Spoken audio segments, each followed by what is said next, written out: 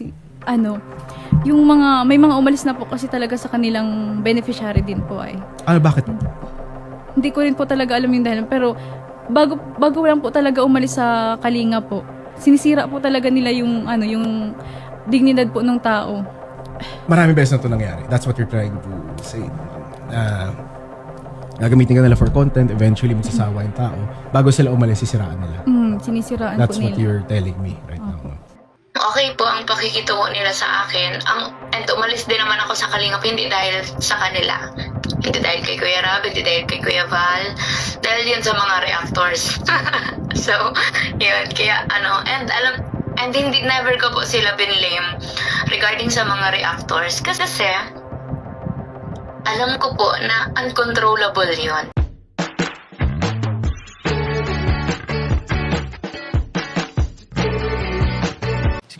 Si Kuya Jens, reactor natin yan. Official reactor. Yan, hello po mga kalingap, magandang araw po sa inyo lahat. This is Kuya Jens and welcome back po sa ating YouTube channel. Sa mga bago lang po sa aking YouTube channel, huwag niyo pong kalimutan mag-subscribe at click the bell button para like ang updated sa ating mga bago upload na video. At huwag po natin kalimutan suportahan ang Butim Kalingap sa pangunguna ni Kuya Val Santos Matubang, Ate Ed the Vlog at syempre Kalingap Rab.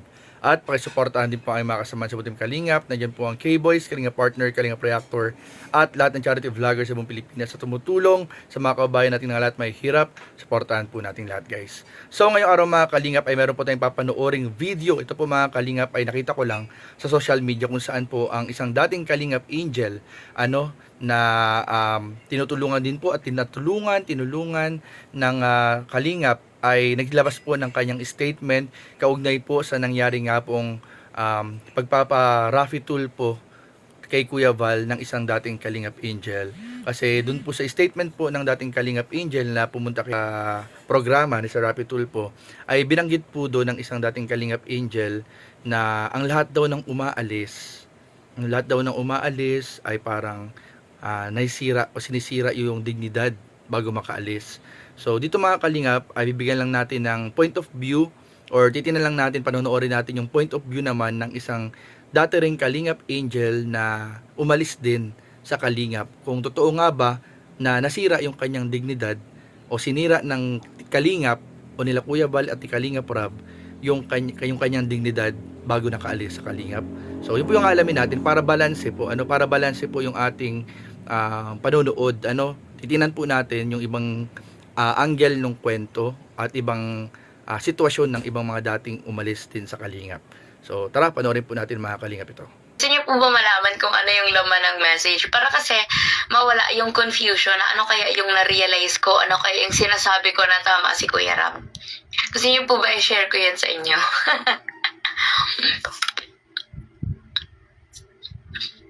Tsaka kahit noon po, inaano din ako niya ni Kuya Val. Nag-chat niya sa akin, hindi ko alam kung legit account po ba to ni Kuya Val. Nag-message siya sa akin, nag-ano siya ng opportunity. Parang sa business related po yung chinachat niya sa akin. Tapos yun, nagkausap naman po kami ni Kuya Val, pero regarding doon. Pero noon, nung umalis ako sa Kalingap, kinokontent din naman ako niya ni Kuya Val. Pero ako po kasi, parang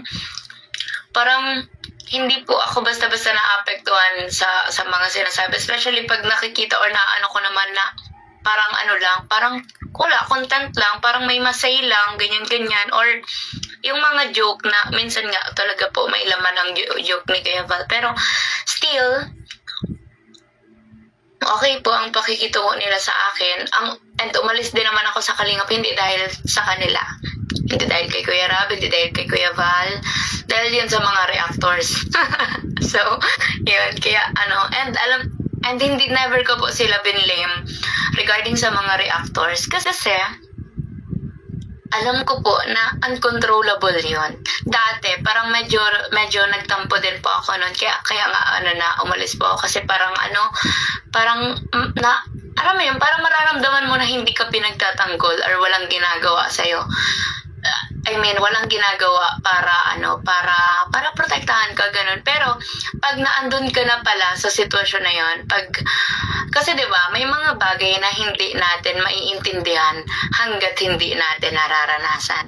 Diba, nung nag-start na ako mag-vlog, ganyan, may mga reactors na nakikipag-collaborate, ganyan-ganyan. Doon ko na-realize na oo nga, hindi sila, parang naramdaman ko yung hindi nila ako pinrotektahan sa mga bashing kasi hindi nila ako pinrotektahan ganun. Wala silang control doon. Wala silang kakayahan kahit anong sabihin nilang tumigil na, ganito, ganyan. Kung ayaw tumigil ng mga reactors na mag-content, na magsalita, kung hindi ganun kataas ang respeto nila sa kay Kuya Rob, kay Kuya Val, ganyan, walang mangyayari. Ibabash at ibabash ka nila kasi trending ka, kasi pinag-uusapan ka, kasi napag-uusapan ka, kasi may pag-uusapan sa'yo, ganun. Yun yung mga na-realize ko sa sa mga nangyari, ganun. Pero yun, never ko po binlame na parang basta wala akong binlame. Kahit, ang totoo din po yung mga anti-kalingap, hindi po yan parang nag-exaggerate lang, ganyan. Totoo po na may mga anti-kalingap kasi, nung pag-alis ko ngayon ko lang to ikukwento kasi parang ngayon lang ang perfect time na ma-share ko to. And i-clarify ko na wala po akong pinapanigan, ayaw kong makisawsaw, ayaw kong magano. Itong kinukwento ko is based sa nangyari sa akin, based sa na-experience ko, based sa nakita ko kung ano yung totoo, and sa mga realizations ko, ganyan. Hindi ito against sa Kalingap or against sa kabila. Hindi po. Wala. Paras po sila nire-respeto ko. And yun, totoo po yung may anti-Kalingap. Kasi may mga nagme-message sa akin noon nung umalis pa ako sa Kalingap, parang pinagsasalita ako ng masama sa Kalingap, ganito ganyan, na na sa kanila, makipagsanib para sa ganyan. Pero never po akong pumayag kasi alam ko sa sarili ko na hindi ako ganon na hindi ako ganong klaseng tao na magpapadikta, lalo na pag alam ko namang mali. So, ayun po mga Kalingap, thank you nga po pala kay Medit, yung dating Kalingap Angel na umalis. Ang ganda po ng statement po niya, ang ganda ng paliwanag niya, although yan po ay, hindi po yan mga Kalingap, kinausap ng kahit na sino sa Kalingap para magbigay po ng ganyang statement. Siya po ay may sariling channel, may sariling community, nagbigay lang po siya ng kanyang perspective at sinabi lang po niya yung kanyang nararamdaman dahil sabi nga niya napakagandang opportunity para i-share yung ganyang bagay at ayun sinabi niya napakalinaw, napaka open-minded, ang ganda ng mga sinabi niya kasi talagang naintindihan niya yung kalakaran sa social media na ang mga bashing ay hindi po kontrolado ng Kalingap.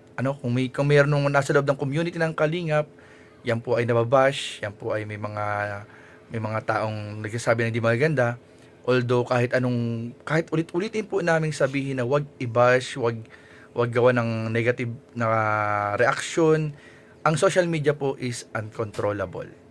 Ang dami na pong gumagawa ng channel kasi napakadali nang gumawa ng channel. Halos lahat na ng tao ngayon ay vlogger po.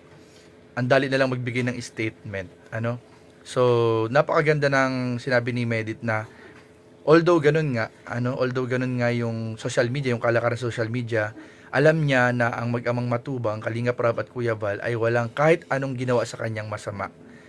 At maganda pa nga, ino-offeran pa nga siya ng mga opportunity, maayos yung pakikipag-communicate sa kanya until now.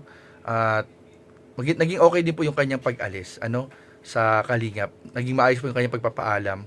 At hindi po totoo yung sinasabi ng isang angel sa isang show na kapag umaalis ay sinisira yung dignidad ng isang o dating beneficiary. So, yun po mga Kalingap ay patunay na hindi po lahat ay ganun po yung pananaw, perspective sa mga pag-alis sa Kalingap.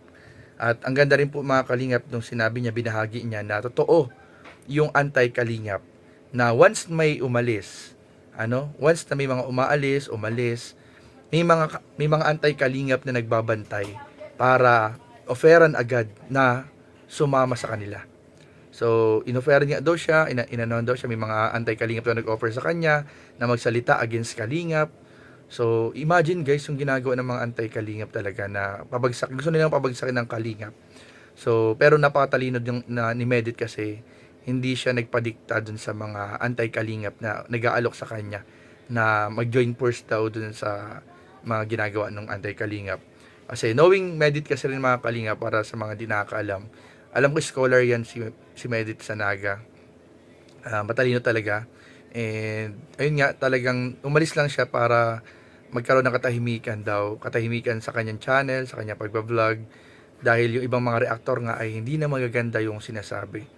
So, ayun po pero hindi po, never niyang binlame si Kalingap Rob at Kuya Val. So, napakalinaw po ng kanyang sinabi. So, kayo po mga Kalingap, alam ko po, meron din kayong sariling obserbasyon, opinion sa napanood po ninyo. So, comment down below po. And mamaya po ay sa live natin, try nating basahin yung mga yan. So, yun lamang po. Maraming po salamat sa panonood. Please don't forget to like, comment, share, and subscribe sa ating mga video. Maraming po salamat. God bless. Bye-bye.